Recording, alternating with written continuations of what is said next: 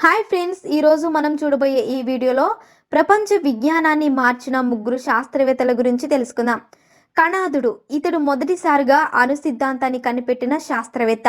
ఇతడు క్రీస్తు పూర్వం 6వ శతాబ్దంలో జన్మించాడు. అలాగే ఇతను కణం అనే పేరుని కనిపెట్టాడు. అందుకే ఇతనికి కణాదుడు అనే పేరు వచ్చింది. అంతేకాకుండా పరమాణువులు యొక్క కలయిక వలనే అణువులు ఏర్పడతాయని కణాదుడు ఎన్నో వేల సంవత్సరాల క్రితమే చెప్పాడు. అంతేకాకుండా భౌతిక శాస్త్రంలో పని దాని యొక్క ఫలితమును చర్చించిన గొప్ప శాస్త్రవేత్త కణాదుడు.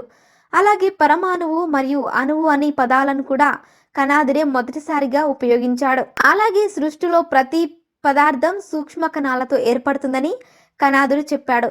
అలాగే భూమిలో ఉండే అణువులకు గురుత్వాకర్షణ శక్తి ఉందని 2500 సంవత్సరాల క్రితమే చెప్పిన శాస్త్రవేత్త కణాదుడు. అలాగే కణాదుడు అసలు పేరు కాశ్యప అని అంటారు. అంతేకాకుండా కణాదుడు ఉత్తరప్రదేశ్లోని ప్రభాష అనే ప్రాంతంలో జీవించాడు. అలాగే కణాద సిద్ధాంతం ప్రకారం ఈ విశ్వం 6 స్థితులలో ఉంటుంది. అవి ద్రవ్య, గుణ, కర్ణ, సామాన్య, విశేష, తమ వాయు స్థితులు. ఈయన భాషలో మనస్సు, ఆత్మ ఇవి రెండు ద్రవ్యాలే.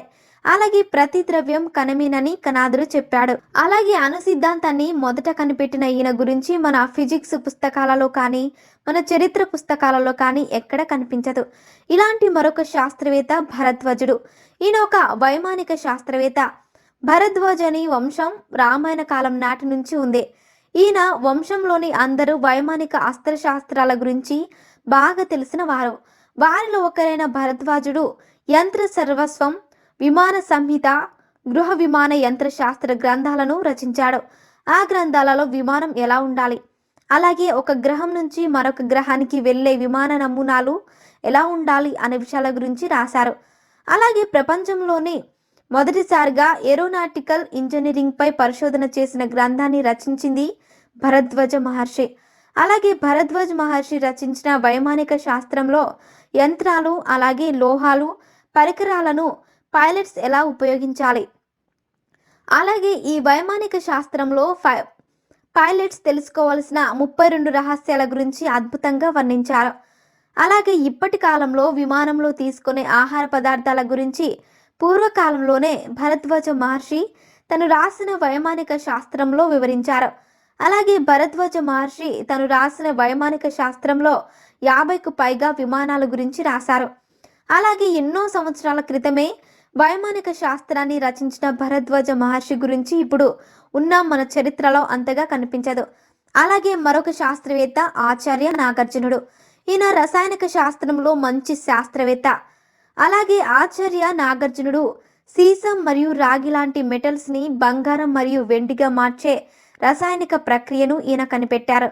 అలాగే ఈయన ఆరోగ్యం మంజరి అనే గ్రంథం ద్వారా రోగ నివారణ విధానాన్ని ఈ గ్రంథం ద్వారా వివరించారు.